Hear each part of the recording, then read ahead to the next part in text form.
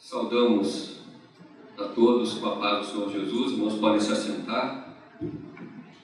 Primeiramente, eu gostaria de manifestar minha alegria, minha satisfação.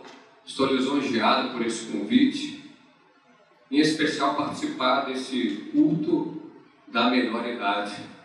É fundamental que jamais venhamos nos esquecer que o Deus em quem cremos...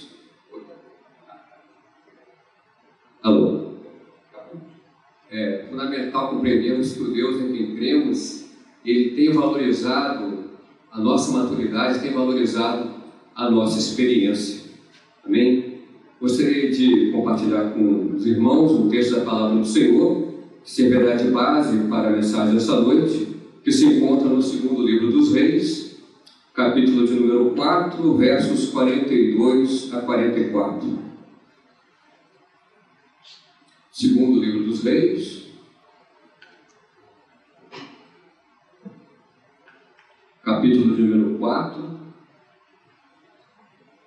versículos 42 a 44. Diz assim a Escritura Sagrada, o texto já está projetado.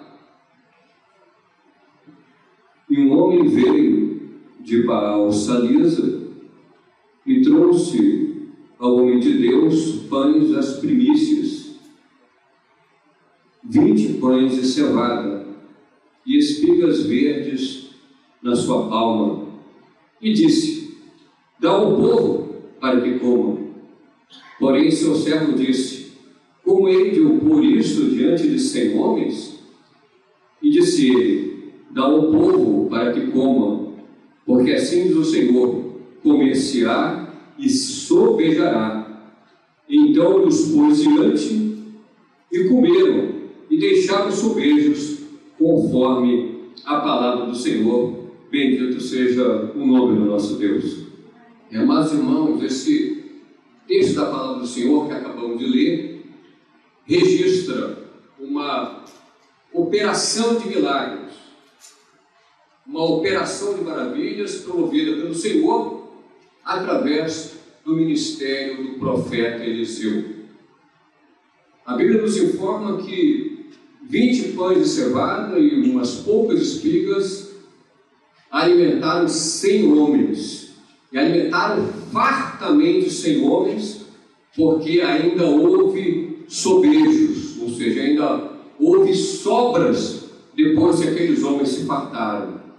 Um milagre ocorreu no meio de Israel, através do ministério do profeta Eliseu, para a honra e glória do nome do nosso Deus.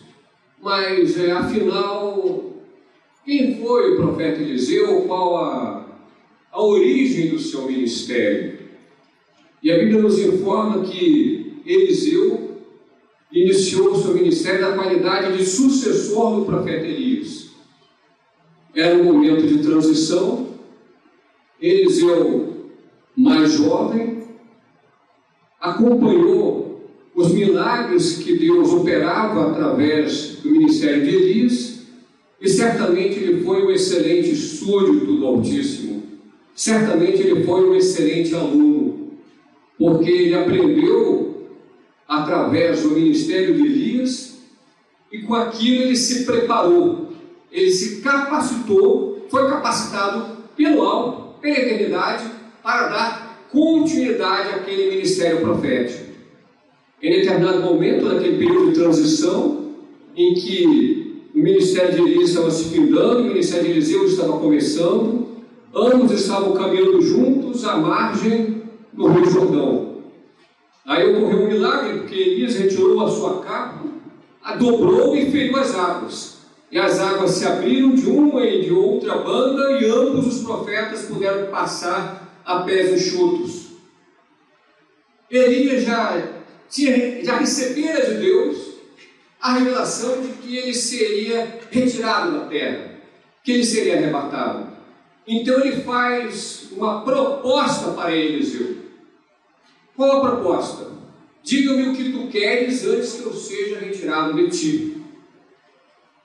Eliseu poderia pedir qualquer coisa. Ele poderia pedir alguma coisa em relação à sua vida pessoal. Ele poderia pedir suplicar uma vitória particular, uma vitória pessoal. Não que esses pedidos particulares fossem proibidos, claro que não. Tudo isso lhe era legítimo, porque o profeta Elias abriu para Eliseu para que ele pedisse o que ele quisesse. Mas ele pediu tão somente isso, que haja porção dobrada no teu espírito sobre mim. Vamos traduzir: que Deus me use tanto até mais como te usou durante o período que eu estive contigo. Que o Espírito Santo que te usou venha me usar também até com porção dobrada. Elias, consciente da gravidade, da importância daquele pedido, disse: coisa forte, coisa séria tu pediste. E disse o seguinte: se tu vires o momento que eu venha a ser retirado de ti, assim que sucederá. Caso tu não vires a minha retirada, o meu arrebatamento, isso não ocorrerá. Mas glórias a Deus que Eliseu, ele foi testemunha do arrebatamento de Elias. Ele nos mostra que carros e carruagens de fogo se separaram e Elias subiu aos céus no redemoinho. E Eliseu então foi testemunha ocular de tudo aquilo que ocorrera. Isso lhe serviu de sinal de que ele seria usado com poder na presença do Senhor. Irmãos, o Deus do passado é o mesmo Deus do presente. Nós cremos que as maravilhas que Deus operou não se limitaram ao passado bíblico, até porque vivemos tempos bíblicos. Há profecias que já se cumpriram, há profecias que estão se cumprindo, há profecias que ainda irão se cumprir. Jesus disse que recebereis o dom do Espírito Santo, sereis testemunhas tanto em Jerusalém, como na Judéia e Samaria, até os confins da terra. Ou seja, a obra do Senhor continua até os dias de hoje. O Senhor é o mesmo ontem, hoje e o será eternamente. O Deus que operou milagres no passado é o mesmo Deus que opera milagres e maravilhas nos dias de hoje e operará assim o porvir no futuro. Bendito seja o nome do nosso Salvador. E os versículos que lemos nesta manhã registram, expressam justamente isso. Um milagre ocorrendo. Apenas 20 pães, poucas espigas, serviram para alimentar 100 homens. E ainda houve sobras. Ainda sobraram alimentos depois que aqueles homens se fartaram, se saciaram. É interessante, irmãos, contemplarmos o milagre de Deus fazer multiplicar. Quantas e quantas vezes isso ocorreu na nossa vida, quando passamos por situações adversas, por obstáculos, aos nossos olhos intransponíveis, aparentemente gigantes, mas nós tivemos vitória, não porque confiamos em nós mesmos, mas porque depositamos nossa fé no Senhor Jesus Cristo, aquele que cuida de nós, aquele que nos livra de todo o mal. E a Bíblia diz justamente isso: Cristo é em nós, esperança da glória. Esse Deus, ele tem cuidado de nós e tem nos dado a vitória. E a fórmula é simples: vai vencer sempre o mais forte. Essa fórmula é infalível. O mais forte é aquele que está conosco do que aquilo que existe no mundo. Mas o mundo tem os seus gigantes, Deus é maior. Mas o mundo tem as suas dificuldades, mas Deus nos dá a condição de ultrapassarmos todas as dificuldades. Prova disso é a multiplicação dos pães, para que todos aqueles homens pudessem ter a sua fome saciada. A fome não é um problema banal. A fome não é uma mera dificuldade. A fome mata. Se não houvesse aquele milagre, os homens iam morrer por inanição, por falta de alimento. Ou seja, aquele milagre que Deus operou foi fundamental para que houvesse vida. Porque o Deus em quem cremos é aquele que nos proporciona a vida, aquele que nos livra de todo o mal, aquele que cuida de todos os detalhes da nossa existência e também de nossas famílias. Bendito seja o nome do nosso Salvador. É bom que possamos sempre nos lembrar disso. Nós também não podemos nos esquecer de outro detalhe. Estamos falando da consequência, da conclusão daquele milagre, que é os pães se multiplicando, as espigas, e o povo sendo saciado. Mas esse milagre ele teve um início. Toda operação de Deus tem um preparo. Toda operação do Senhor, toda maravilha promovida pelo Altíssimo, tem um ponto de partida. Tem uma matéria-prima inicial que foi utilizada por Deus para que através daquilo o milagre pudesse ocorrer. Ou seja, o milagre ocorre em nosso meio, mas é necessário que venhamos o quê? Buscar esse milagre. É necessário que haja busca. Qual foi a palavra de Jesus para a mulher samaritana? Tem que beber da água que eu lhe der. Ou seja, Deus ele dá água, mas é necessário que se beba da água para que não haja mais sede. Ou seja, a experiência com Deus ela tem dois lados, ela é bilateral. Tem a parte que compete ao Senhor, e Ele sempre faz, porque Deus é fiel, o Senhor nunca falha, mas tem a parte que compete a cada um de nós.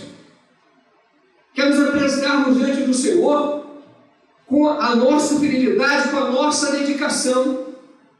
Muitos poderiam dizer, mas eu sou tão fraco, eu tenho tantas dificuldades. Mas se minha irmã, meu irmão, se você for fiel naquilo que você acha que é tão pouquinho, Deus vai fazer crescer. O Deus em quem cremos é assim.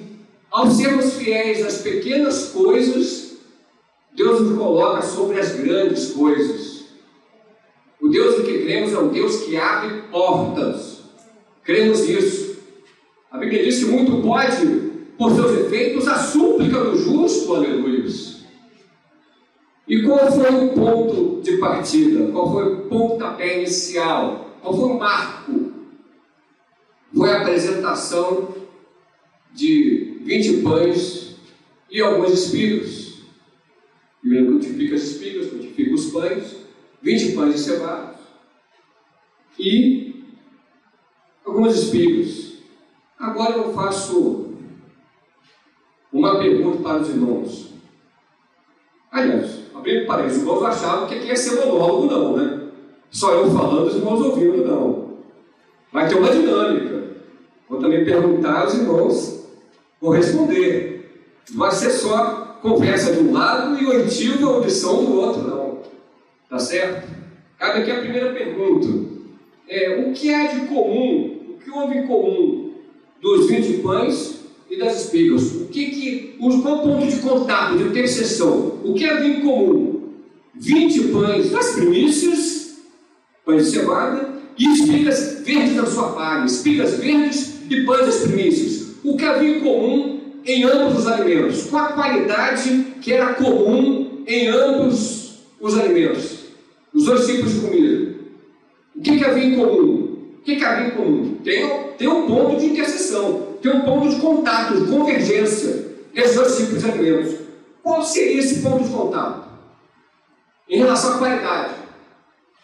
É interessante a questão da qualidade, porque vivemos momentos aí em que houve até polêmica em relação ao prazo de validade de alimentos, enfim. Mas existe um ponto que mostra o contato, a convergência, algo em comum desses dois alimentos. Passo o bastão para os irmãos. Alguém se arrisca a falar alguma coisa? Oi, diga. Hã? Primeiros, né? Exatamente, ou seja, eram os primeiros alimentos, eram na verdade alimentos tenros, eram alimentos novos, ou seja, eles não apresentaram coisa que sobrou, não apresentaram coisa que estava envelhecida, não apresentou para Deus coisa que estava com prazo de validade, no limite, não, eram 20 pães de cevada das primícias. É interessante que as primícias, elas eram tão importantes para Deus que havia uma festa chamada Festa das Primícias, em que os primeiros frutos da terra eram consagrados ao Senhor e serviam para alimentar os sacerdotes. A Bíblia nos mostra isso. Ou seja, aqueles pães eram pães sagrados. Ou seja, o que estava sendo apresentado e que seria matéria-prima para que o milagre ocorresse, era algo importante, era algo separado. Não era qualquer tipo de comida que encontrou na esquina, que comprou, não. Aqueles pães, eles foram fruto de um trabalho de amor. desde o plantio do grão, até a colheita, até o preparo do alimento, até assar o pão, a tirada do forno. Aqui é um pão especial separado para adoração ao Senhor. E as espigas também, não eram espigas velhas, espigas verdes da palha, ou seja, era alimento novo, tenro. Ou seja, aquilo que apresentamos ao Senhor tem que ser o melhor de nossas vidas. A Bíblia diz: honrarás ao Senhor com as primícias da tua renda. Claro que Deus está falando da questão monetária, de ofertas, mas a nossa vida é formada por ofertas, né? Estamos aqui reunidos. O que estamos dando para o Senhor? A primícia do nosso tempo. Já de manhã estamos na casa do Senhor. Poderíamos dizer: mas é tão pouquinho, eu só vou ficar de manhã aqui na casa do Senhor. Naquele pouquinho nos opera para que aquele pouquinho se multiplique, aleluia. Deus é assim que opera em nossas vidas. É importante compreendermos isso. Vou usar uma palavra aqui meio pesada, mas não se pode dar xepa para Deus. Não vamos dar o resto para Deus. O que damos para o Senhor é o melhor do nosso tempo, o melhor do nosso coração. São espigas verdes. São os pães das primícias. A Bíblia nos mostra que uma viúva pobre, ela, no templo, perto da arca do tesouro, gasofilácio, deu apenas 2 moedas. E, aparentemente, para o observador incauto, alguém que aparecesse lá e olhasse, dizendo: essa deu menos que todos os outros, mas Jesus a honrou, porque os outros deram o que sobrava, e ela não. Ela deu tudo o que ela tinha. E o Senhor, que é onisciente, que sabe de todas as coisas, honrou, valorizou o esforço daquela senhora, porque ela deu, na verdade, as primícias daquilo que ela tinha. Mesmo sendo pouco diante dos homens, era muito diante de Deus. É fundamental entendermos que o Deus em quem cremos, Ele não age de acordo com a aparência. Então não devemos nos preocupar com a quantidade, né? Com a palha. Não. Eu conheci uma irmã fiel ao Senhor, um exemplo de vida na criação da filha, e sempre vai à igreja, e ela estava com uma dificuldade de caráter doutrinário. Ela achava que não deveria cear. Irmã, por que você não está ceando? Porque eu não faço nada para Deus. Não faz nada para Deus. A irmã ora pela igreja, sim, eu oro. A irmã está sempre no culto, estou sempre no culto. A irmã intercede pelas atividades da igreja, intercede, a irmã evangelista. Como não faz nada? Ela deixou de cear porque ela achava que não era digna, porque achava que o que ela apresentava era muito pouquinho. O conceito de trabalho estava ligado a uma atividade que fosse visível. Claro que as atividades são visíveis, o ministério, o diaconato, instrumentistas, tem atividades que aparecem mais. E também são relevantes, são importantes, mas o Deus em quem cremos, Ele não vê apenas para o visível, Ele olha também para o invisível. A Bíblia diz que o Senhor Ele vê no oculto, e no oculto Ele está nos abençoando. Eu falei para a irmã: não, a irmã tem trabalhado para o Senhor. Ainda que ninguém veja, ainda que aos olhos de todos, a irmã apenas entra e sai da igreja, Deus Ele tem honrado a sua fidelidade, as suas orações, o seu trabalho de evangelização, o seu desejo de servi-lo, o modo como você criou a sua filha, a sua neta, enfim. Ela achava que não merecia nada. Aliás, se fosse pelo merecimento, ninguém ganharia bênção alguma, porque estamos aqui pela graça do Senhor, amém? É a misericórdia de Deus a causa de não sermos consumidos, é a misericórdia do Senhor. Ninguém, na verdade, merece nada. Estamos aqui porque o Deus em quem cremos apagou os nossos pecados através do sangue do Cordeiro. O castigo que traz a paz estava sobre Ele, e pelas suas feridas nós fomos sarados. Se dependesse de nós mesmos, nada teríamos, mas louvado seja o nome do Senhor, porque dependemos de Deus. E em Jesus concentramos a nossa fidelidade, a nossa fé, sabendo que o Deus em quem cremos, Ele tem cuidado de nós. Ou seja, aquela senhora, ela estava apresentando diante de Deus apenas 20 pães. Está apresentando diante de Deus espigas, né? O servo de Eliseu disse: como é que essa quantidade tão pequena vai alimentar tantos homens? Não tem como. Claro que no olhar físico da aparência não tem como. Mas o Deus em que cremos, Ele não olha para a aparência. Ele não vê a aparência. O que Deus valoriza, além da quantidade, na verdade Ele valoriza principalmente a qualidade. A quantidade é consequência, mas a qualidade é causa. Registrem isso, a quantidade é consequência. A quantidade Deus providenciou. Mas Ele providenciou a quantidade da aplicação dos pães com base em algo de qualidade. Não foi apresentado por qualquer tipo de pão para o Senhor, não foi apresentado para o Senhor qualquer tipo de espiga, não, era alimento de qualidade, terro, os primeiros frutos da terra. Em cima disso, Deus opera um milagre. A propósito, por falar em novidades, em algo novo que é apresentado para Deus, o próprio Eliseu, em um dos primeiros milagres do seu ministério, quando as águas da cidade de Jericó foram purificadas, a Bíblia diz isso, no início do segundo livro dos Reis, nos capítulos antes. Os habitantes daquela cidade de Jericó diziam: a cidade é boa, só tem dois problemas, não tem comida nem água. Nunca vi, só tem dois probleminhas, aqui ninguém come, ninguém bebe, mas fora isso está tudo certo. Assim, a cidade não tinha nada. Eu não sei que habitação boa é essa que não tem comida nem água. E as águas foram contaminadas, eram águas que não eram potáveis, não serviam para beber. E Eliseu então pediu uma salva, uma vasilha, com sal, e deitou sal no manancial das águas, na fonte, e nunca mais houve morte naquelas águas, elas foram purificadas e aquela cidade foi salva, bendito seja o nome do Senhor. Mas ele qualificou a vasilha que ele queria, era uma vasilha virgem, uma vasilha nova, uma salva nova. Uma salva velha poderia ter algum furo e o seu conteúdo seria desperdiçado, então tinha que ser uma vasilha nova. Por falar em novidades, Jesus deu um exemplo disso também, sobre um produto que não pode ser colocado em recipiente velho, porque senão vai se perder o produto. Qual é esse produto que Jesus estava dizendo? É o odre e vinho. Não se deita vinho novo em odre velho, porque o odre vai se romper e vai se perder o vinho. Mas se deita vinho novo em odres novos, porque aí o vinho não se perde, porque o odre novo ele retém o vinho. Nada se rompe, como a vasilha nova utilizada por Eliseu no milagre da purificação das águas de Jericó. Assim também o Senhor nos transforma para que sejamos odres novos, para que possamos nos apresentar sempre em novidade de vida.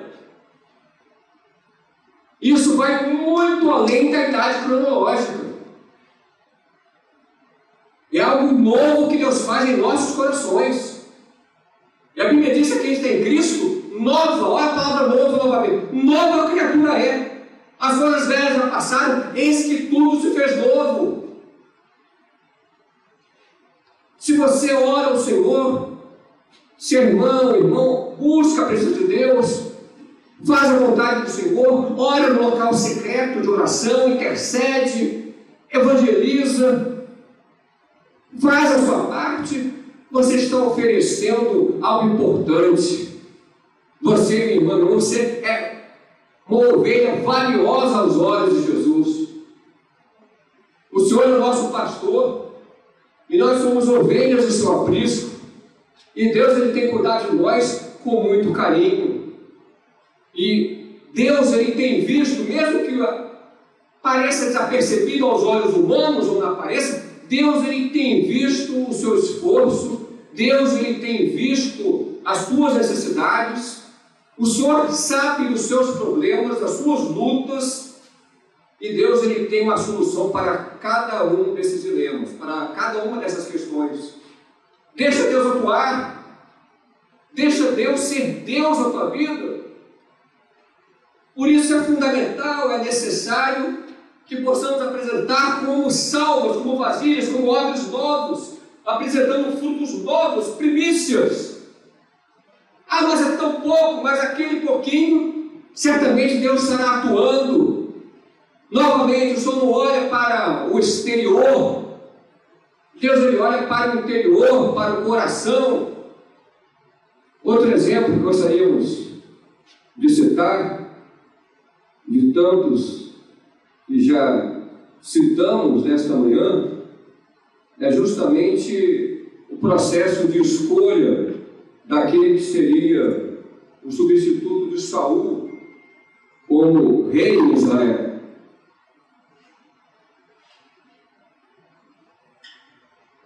Se fôssemos, esse é um gráfico, Saul foi o primeiro rei, Davi o segundo, Salomão o terceiro, né? Depois de Salomão o reino foi dividido, mas até Salomão o reino era um só. Se fôssemos fazer um gráfico de Saul comparado com Davi, o gráfico de Saul seria assim: começou lá de cima e foi caindo. O de Davi foi o contrário, começou de baixo e foi subindo. Porque Davi, ele amava fazer a vontade de Deus.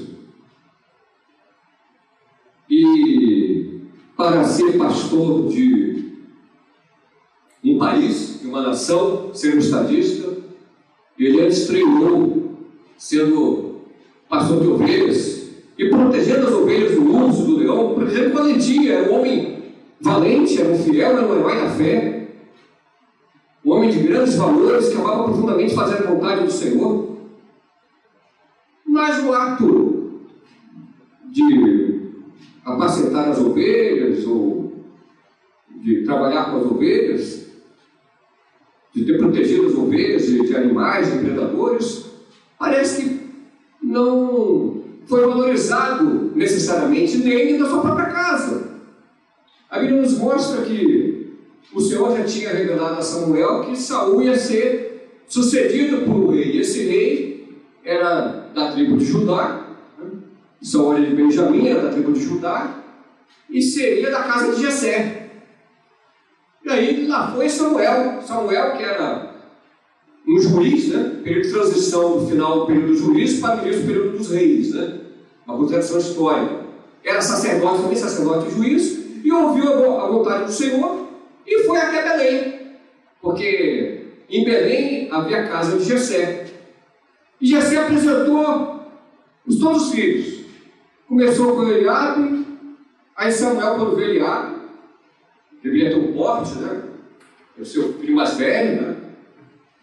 Caiu o ungido do Senhor, aquele que vai substituir Saul. O Senhor falou: não é esse não. Tudo bem. Aí foi o segundo, Abinadab.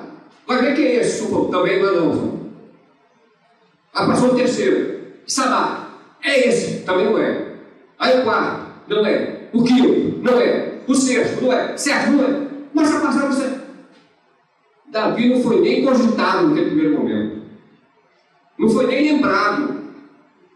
Não foi lembrado por pessoas da sua própria casa. Não estou falando de estranho, não. Estamos falando da sua própria casa. Ele não foi lembrado nem pelos mais próximos parentes dele. Ninguém nem pensava que fosse Davi. Davi não foi nem estava relacionado, nem estava rolado para passar pelo crime de Samuel. Mas ele estava onde naquele momento? Trabalhando, tomando conta do rebanho, sendo treinado pelo Senhor. Ele foi pastor de ovelhas, depois tornaria estadista pastor de uma nação. A ponto de escrever o Salmo 23, o Senhor é meu pastor e nada me faltará. Porque Davi estava falando aquilo com conhecimento de causa. Porque ele tinha sido pastor, ele sabia que ele tinha um pastor maior cuidado da sua vida e também do seu povo de Israel. Porque a obra de Deus é assim, a gente fala do que vive e vive do que fala. O nosso discurso, ele tem que refletir o que Deus opera em nós, a prática e vice-versa. Né? É o nosso testemunho, o nosso comportamento como servos de Deus. Fechando esse parênteses. Aí Deus deu uma experiência para Samuel. O que Deus falou para Samuel? Samuel, o Senhor Deus não vê como vê o homem, não. O homem olha para a aparência. O homem, ele vê com os olhos. O Senhor Deus, ele olha para o coração, meu isso. Todos aqueles filhos mais velhos de Jessé foram rejeitados para a função de governante. E aí, Samuel pergunta: tem mais algum? Tem mais algum? Aí Jessé tem um menorzinho, um caçula. Está lá tomando conta do rebanho. Manda chamá-lo. E Deus então orientou Samuel que ungisse a Davi como sendo aquele que depois sucederia a Saul como rei em Israel. Era de gente, tinha um aspecto franzino, ruivo, certamente não tinha o porte dos seus irmãos mais velhos, que era o caçula, o mais jovem de todos. Mas o que Davi tinha? Achei Davi, homem segundo o meu coração, que fará toda a minha vontade. Interessante, Deus olhou para a aparência, olhou para o coração. Deus usou Samuel, na verdade, com um dom importantíssimo, que não deve faltar no nosso meio, que é discernimento de espíritos. Exatamente. Dom de discernimento de espíritos. Na relação 1 Coríntios, capítulo 12, vai pegar. Um deles é discernimento de espíritos. O sétimo dom. Porque aquele que separa aquilo que é vontade do homem da aparência, aquilo que é vontade de Deus. Na aparência, se ele fosse se basear pelo seu próprio entendimento, seria logo o primeiro, o primogênito, o mais velho, o que tivesse mau porte, mas Deus não está olhando para nada exterior, o Senhor está olhando para o interior. Deus, ele não está preocupado com a aparência, mas ele está preocupado com o coração, está preocupado que possamos, na verdade, ofertar ao Senhor o alimento novo das primícias, não aquilo que sobra, mas aquilo que é de Deus, aquilo que vem do nosso coração. É isso que para Deus é importante. Não devemos estar quantificando com base na régua humana aquilo que fazemos, achando que estamos fazendo pouco, que o que fazemos não é valorizado, porque a medição do que fazemos não é feita por réguas humanas, é feita pelo juízo do nosso Deus. E o Deus em que cremos é o justo juiz. Ele tem olhado a necessidade do teu coração, minha irmã, meu irmão. Ele tem enxugado as suas lágrimas. Nenhuma das suas lágrimas está caindo por terra. Há um louvor que diz que as lágrimas falam, que Deus ouvirá. E é verdade, as lágrimas falam, Deus ouve. Que um dos títulos de Jesus, também é título esse que é dado ao Espírito Santo, é Consolador. E Deus nesta manhã tem nos consolado. Ele marcou esse encontro aqui, esse encontro maravilhoso, da melhor idade, justamente para nos consolar, para mostrar que aquilo que temos dado para o Senhor é fruto das primícias, é a novidade que temos que colocar diante de Deus. Esse mesmo Deus, Ele fará abundar essa bênção em nossas vidas. É assim que Deus faz. E a Bíblia nos mostra, nesse texto que lemos, que o milagre ocorreu, né? Dá ao povo para que comam, porque assim diz o Senhor: comer-se-á e sobejará. Esse texto nos faz lembrar de qual texto do Novo Testamento dos Evangelhos?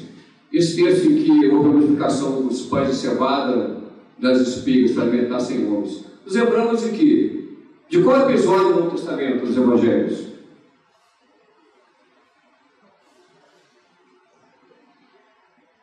Multiplicação de quê? Multiplicação dos pães e dos peixes. Novamente, a Bíblia nos mostra que era um menino. Interessante. Os pães e os peixes não estavam na mão de um rei. Os pães e os peixes estavam na mão de uma pessoa muito conhecida naquela época, não estava na mão de um adulto, era um menino. Então lá, 5 pães e a Bíblia diz 2 peixinhos. Nos evangelhos mostra que os peixes eram pequenininhos.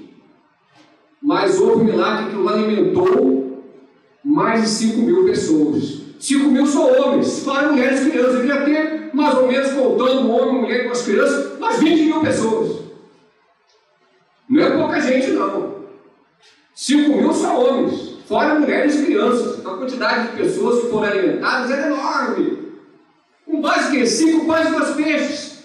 Mas com certeza eram 5 pães e 2 peixes que foram ofertados de todo o coração para aquela criança. E em cima daquilo Deus operou um milagre. O milagre vai ocorrer, mas importa que o ponto de partida, que a matéria-prima usada por Deus, seja um coração repleto de primícias, um coração cheio de bênçãos, aí sim Deus vai multiplicar, e todos vão comer, e a Bíblia diz que vai sobrar. A Bíblia diz aqui que sobrou, não codificou. No Novo Testamento diz que foram 12 alcovas, 12 cestos cheios de pão de peixe, depois todo mundo comeu e se fartou. Outro não comeu um pouquinho, não. E por que a Bíblia enfatiza? Se fartaram, e todo mundo comeu, e se saciaram, e sobrou. Por que a Bíblia enfatiza essas expressões? Claro que é para demonstrar a abundância do nosso Deus, que é o Deus generoso. O Senhor não nos convida para nos dar alimento a conta-gotas, mas Deus sempre nos convida para o banquete. Saímos sempre da casa do Senhor, fartos das bênçãos de Deus, recheados, repletos da bênção do Senhor. Mas Deus também queria mostrar claramente que não houve racionamento, não. Porque sempre tem aquelas mentes do mundo, né? de querer explicar o inexplicável. Não, aquilo lá é porque eles fracionaram, houve racionamento, o pessoal comeu um pouquinho, aí foi dividindo. Não tem como. 5 pães e 2 peixes para milhares de pessoas, 20 pães de cevada, agora no exemplo de Eliseu, algumas poucas espigas para 100 homens. Não tem como, não tinha como racionar, não tinha como fragmentar, vamos dar só um pouquinho para cada um, não. Todo mundo comeu e se fartou, e comeu em abundância. Houve milagre mesmo, porque sobrou.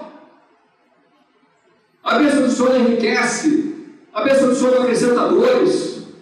O Deus em quem cremos, ele faz sobrar, faz abundar. É interessante, as sobras aqui mostram que Deus não nos dá bênção sob medida, Ele não restringe, não limita a sua bênção. Ou seja, a bênção que o Senhor nos concede nesta manhã, está nos concedendo agora, tem sobejos. É para você dar para o seu esposo, para a sua esposa, para os seus netos, para os seus filhos, para os seus parentes, para os seus amigos. O Senhor está enchendo a nossa aljava, está enchendo o nosso alforje de bênçãos, para que essas bênçãos possam também ser distribuídas onde quer que sejamos.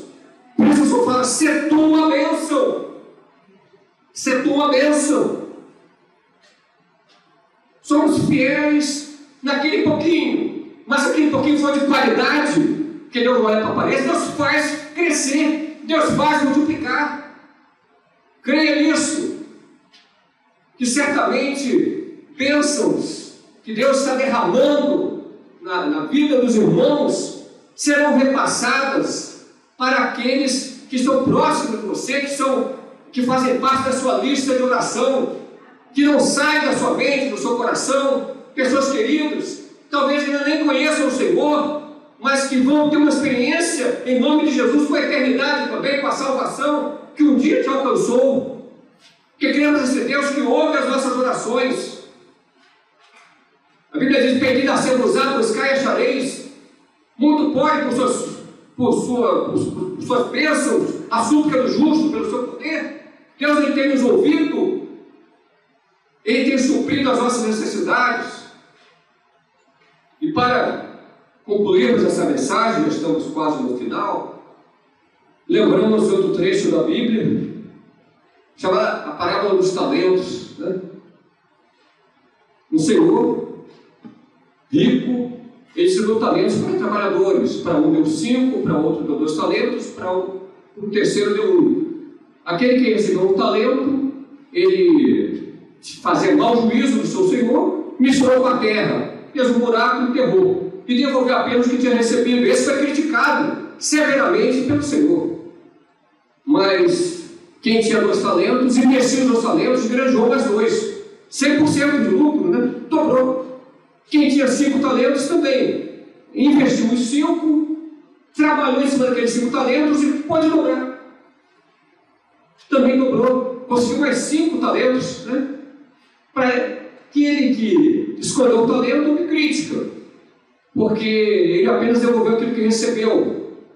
Mas aqueles que trabalharam, aqueles que investiram, apesar de uma quantidade pequena de talentos, eles trabalharam em cima daquilo e deram contas do seu trabalho perante o Senhor. Para esses, Deus falou o seguinte: bem-estar, bom e fiel servo. Foste fiel um pouco, sobre o muito te colocarei. Entra no gozo do teu Senhor. Ou seja, partilha da alegria do seu Salvador. Que essas palavras transmitidas pelo Senhor para aqueles servos que granjearam talentos, elas se repitam nesta manhã. Que Deus esteja falando nesse momento aos nossos corações. A exemplo da parábola dos talentos. Bem está, bom e fiel servo, bom e fiel servo. Estás sendo fiel sobre um pouco. Parece pouco, aparentemente aos olhos do homem é pouco, mas é muito aos meus olhos, que são das primícias. Está sendo fiel sobre um pouco, sobre o muito te colocarei. Entra no gozo do teu Senhor. Louvado seja o nome do nosso Deus.